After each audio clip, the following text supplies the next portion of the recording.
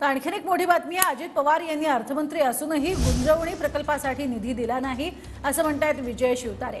अजित पवार फक्त मोठमोठ्या गोष्टी करतात।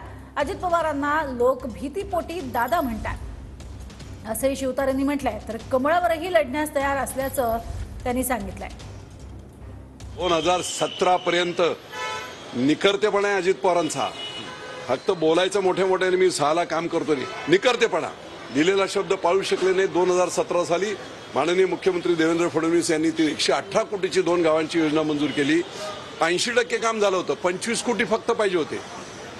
स्वतःचं सरकार आणि स्वतः फायनान्स मिनिस्टर अर्थमंत्री असताना एक खेळा लावला नाही, 1 रुपया दिला नाही। आणि एवढी मोठी 4.5 लाख लोकांच्या तोंडामध्ये जाणारं पाणी त्यांनी पाप केलं। ती तुमची मनमानी करायला तुमच्या घरची बँक हे नाही आहे, ही तिजोरी जनतेची आहे। अशा प्रकारचं भ्रष्ट आणि नावाला दादा दादा दादा अख्ख्या महाराष्ट्रात भीतीपोटी लोक त्यांना हे करत